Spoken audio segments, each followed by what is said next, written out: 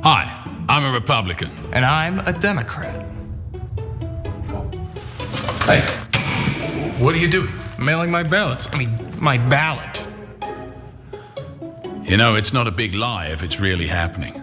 I believe in a free and fair election for all. Ugh, you must be a Republican. I'd be more comfortable if you were wearing a mask. Yeah, I'd be more comfortable if Biden wasn't president. Thank you. Anyway, here I am running for the 16th congressional seat here in... Hey, did you delete your Twitter yet? Actually, me and a couple of friends just got unbanned.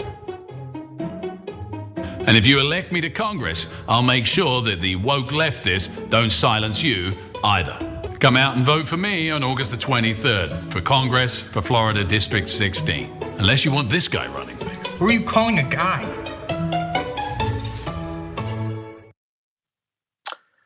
Maybe you guys recognize that guy. His name is Martin Hyde. Again, like I said, he popped up early on the watch list radar because he had a lot of questions for someone else, similar to that ridiculous ad. First of all, I want to dig into that ad some because there's that weird think music behind it. This seems like one of those ideas that should have left. And someone said, hey, I have an idea. Let's have this disjointed ad where there's this odd conversation between you and someone that no one relates to and doesn't look like anyone that actually is in any kind of elected office, discussing how much of a better person you are. What does this have to do with you being elected? What's gonna make me go, oh, Martin Hyde, that guy who had that stupid commercial with someone else next to him acting like what would be a Democrat? This is their ads. This is what they're selling to their voters now. Again, start opening your eyes. This is what they're selling to voters. What does this do for anyone that will vote for Martin Hyde? Now, who's Martin Hyde? If you notice, the name of that ad was, do you know who I am? That's weird because when he got pulled over by a police officer down in Florida, he asked that same question. Remember this? Hey, how you doing? How you doing, sir? I'm Sebastian Sarasota Police Department. You're on audio and video recording. The reason for the stop, you were observed going 57 and a 40, and you were on your phone texting while you were doing that. That was at Euclid and Fruitville. You don't need to point at the officer. I'm not pointing at you. I'm pointing in the direction where it was. I just called the chief, that's it. Go right ahead, sir. Can I see your who I license? am, right? Yes, sir, I do. Can I see your license, registration, insurance, please? You can do this? Yes, sir.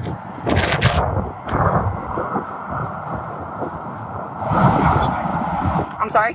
Sir, can I have How your long have you paperwork, been please? 7 years, sir. Can I see your registration, please? You're not gonna give me your registration, sir.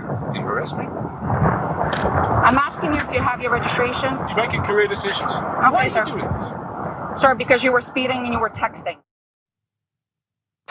There's Martin Hyde. Do you know who I am? Do you want to do this? That was his harassment of that police officer, pulled him over for speeding and texting, but he had an issue with that. There's a war going on between common sense and crazy. Transgender men using girls' bathrooms, destroying women's sports. A Supreme Court nominee who can't define a woman.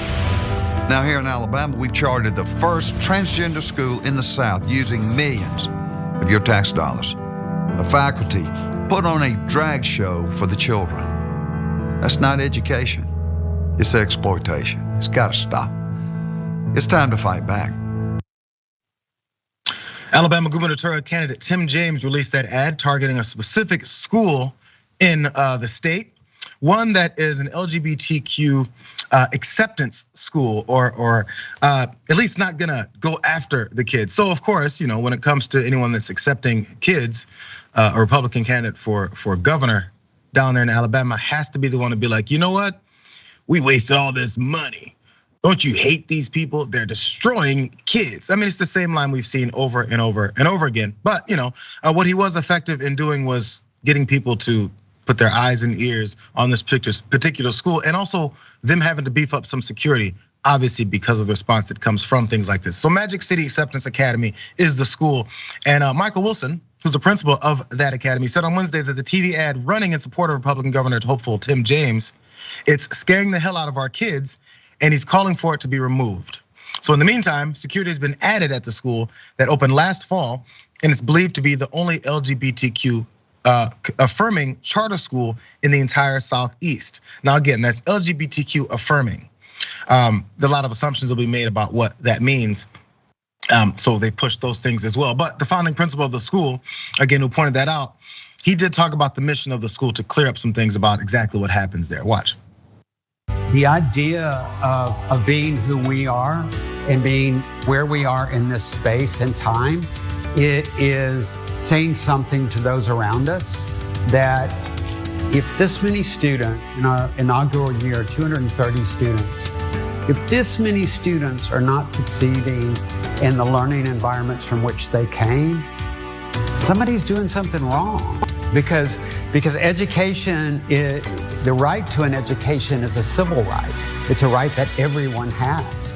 And if we're not meeting the needs of all of our students, then we need to try harder, we need to do better, where we can grow and change and learn together about being human beings in one space and being different in opinion, different in how we identify, different in how you see us, in the color of our skin, but we can all be together.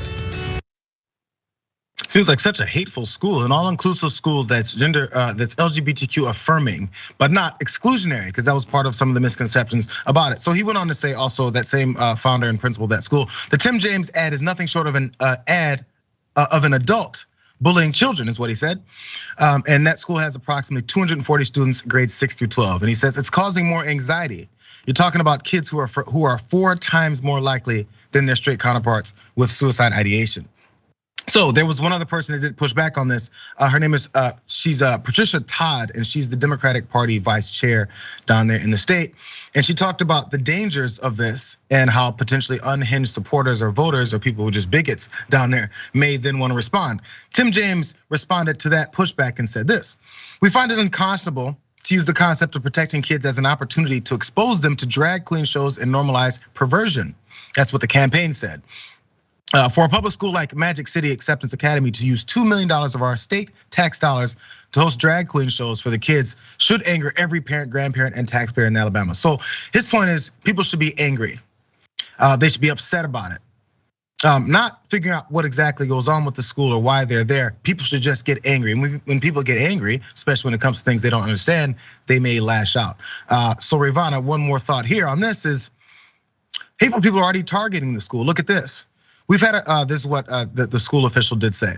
We had a car drive by and someone was shouting slurs at the kids while they were outside during PE, is what Wilson said, I'm sorry. Another occurrence is that we had a man and a woman drive a car into the parking lot at the end of the building, and the lady got out and walked toward a picnic table where the students were eating lunch. She was just filming. And as soon as the staff went out there, she took off. I don't know what their purpose was. So, nothing's gonna happen, Ravana. Nothing's gonna happen to these folks. We're just targeting the faculty and the staff here at this school, not the students. Which, by the way, that sounds bad enough already that you're targeting faculty and staff that are trying to teach folks. Yeah, I mean, it's the same excuses that they've been using, right? We're targeting the teachers, we're not targeting the students. We're targeting the doctors who provide abortions. We're not targeting the women who get abortions. It's just running cover for it. Even if they do believe that, which I know that they don't, it still has the same effect. You could be targeting the teachers, but the students are the ones who are going to be the victims, and there's like these direct threats of violence against the students, the teachers, the school, in the form of these creepy, conservatives coming to the school and filming, which is so wildly inappropriate. But there's also the threat of the mere existence of these schools in the first place. Like you read, there, queer and trans children are more likely to have suicide ideations. They're more likely to be bullied in school. They're more likely to be kicked out of their homes.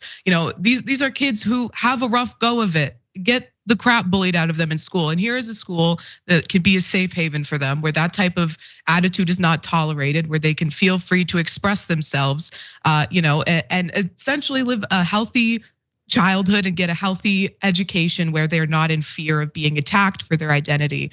And so the ads like this, attacks like this, aren't just attacking the children in the school now, they're attacking just the existence of these schools, and it's horrifying and needs to stop. But also, I just want to say, Leah Thomas is their example for the, trans women are ruining women's sports because they can't find another trans woman who has won in women's sports. She's always she's the face of it, the butt of, or she's getting the brunt of these attacks because it's just not happening. It's fake. She won one event and now she's a villain to them.